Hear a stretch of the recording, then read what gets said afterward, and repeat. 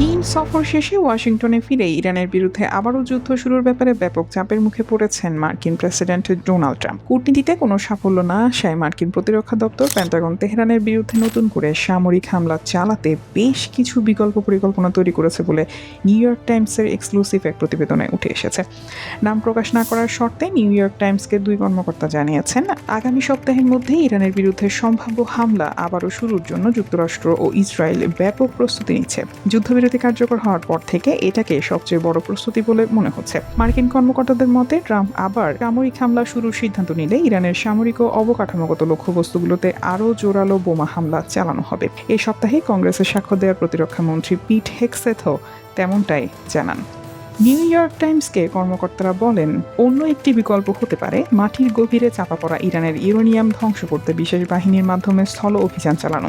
বর্তমানে মধ্যপ্রাচ্যে এই বিশেষ বাহিনীর কয়েকশো সদস্য অবস্থান করছে। তবে এই ধরনের অভিযানের জন্য হাজার হাজার সহায়ক সেনার প্রয়োজন হবে, যারা একটি নিরাপত্তা বেষ্টনী তৈরি করবে। তাদের ইরানি সেনাদের সঙ্গে সরাসরি যুদ্ধে জড়িয়ে পড়তে হতে পারে, সেক্ষেত্রে বিপুল প্রাণহানির ঝুঁকি রয়েছে। নিউ ইয়র্ক টাইমস জানায়, ইরানের ওপর নতুন করে যে কোনো হামলা সম্ভবত ঠিক সেখান থেকেই শুরু হবে। গত 7 এপ্রিল ইরান ও যুক্তরাষ্ট্রের মধ্যে যুদ্ধবিরতির আগে লড়াই যেখানে থেমেছিল, সে সময় ট্রাম্প হুমকি দিয়েছিলেন ইরান হরমুজ প্রণালী খুলে না দিলে পুরো ইরানি সভ্যতা নিশ্চিহ্ন করে দেবেন। যুদ্ধবিরতির শুরুর পর থেকে পেন্টাগনের শীর্ষ কর্মকর্তারা বলে আসছেন, যুক্তরাষ্ট্র এই যুদ্ধবিরতির সময় মধ্যপ্রাচ্যে তাদের যুদ্ধ জাহাজ ও যুদ্ধ বিমানগুলোকে আবারও অস্ত্রশস্ত্রে সজ্জিত করেছে। নির্দেশ পাওয়া মাত্র ইরানের বিরুদ্ধে আবারও বড় ধরনের অভিযান শুরু করতে 50,000-এর বেশি সেনা, 2টি বিমানবাহী রণতরী, নৌবাহিনীর 1 ডজনের বেশি ডেস্ট্রয়ার ও বহু যুদ্ধবিমান প্রস্তুত রয়েছে বলে জানিয়েছেন জয়েন্ট চিফস অফ স্টাফের চেয়ারম্যান জেনারেল ড্যান কিং। কর্মকর্তারা আরও জানিয়েছেন, প্রায় 5,000 মেরিন সেনা ও সেনাবাহিনীর অভিজাত 82তম এয়ারবোর্ন ডিভিশনের প্রায় 2,000 প্যারাট্রুপারও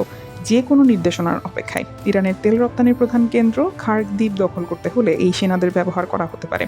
অবশ্য সেটি নিয়ন্ত্রণে রাখতে স্থলে আরও বেশি সেনা মোতায়েনের প্রয়োজন হবে।